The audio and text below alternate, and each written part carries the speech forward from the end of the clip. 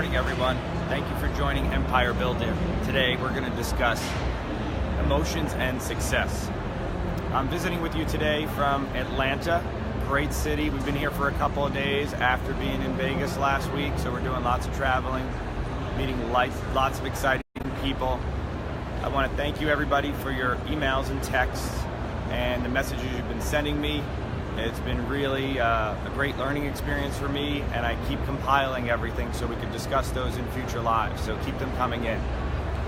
You know, I've met a lot of great people here in Atlanta, and we've been talking about practices and doctors and clients and online stuff, so I've been covering a lot of different material, but one thing that keeps coming up is emotions and success. How do you build your business in a successful manner without letting your emotions take over your decisions, okay?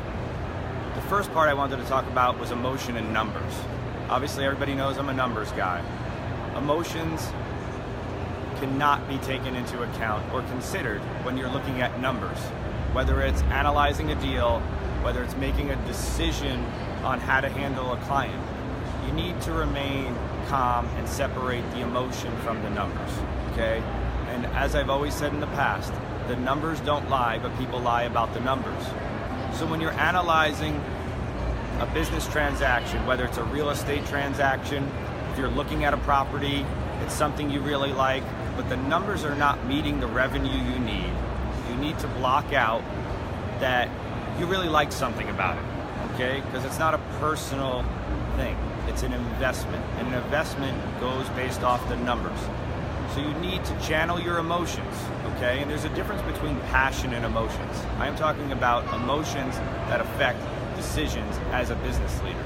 So the first thing you want to do is you need to take the time to separate when you're now analyzing numbers so that you can focus on the true reason you're trying to make that investment for your business. So that's where I like to start with that. It's a tough thing to work on. I'm going to tell you, after 17 years, I was very emotional when I started out. You know, you want to do well, you want to impress people, but what happens when we try too much and we let our emotions get involved in these decisions, it takes over the judgment, the objective consideration of how you're supposed to be handling things. So please keep that in mind.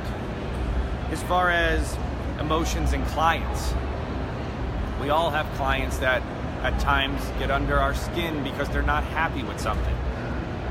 Well, that's because myself or my team has done something wrong as a business leader.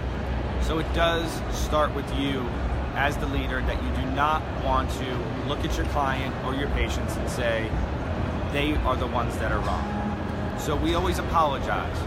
We always talk to them in a calm manner with a slow voice and try to get their side of the story, okay?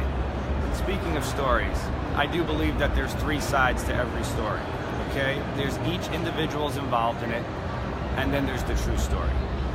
And as a business leader, it's your job and responsibility to control your emotions and get all sides of the story.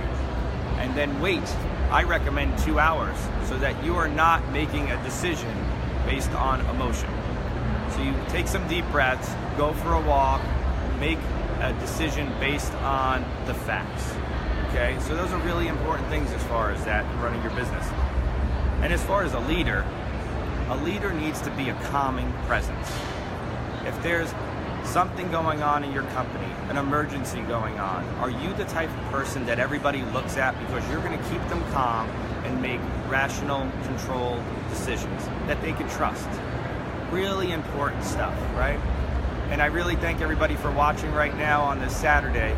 I appreciate it. Please share it out. We're talking a little bit about emotions and success and how we can control those emotions so that we can make objective business decisions, you know? So leadership is so important, and it's something that's ongoing. I keep working on this because it's something where, you know, 2 weeks ago we had an example where our team made a Facebook post. And I looked at it in the morning, first thing when I got up at 6 a.m., and I was all fired up. I still have emotion, I still have passion, but the emotion got the best of me when I saw it because there were a couple of things I did not understand about it. But until I talked with our team that morning later on, and they gave me their perspective, I saw it from a different light.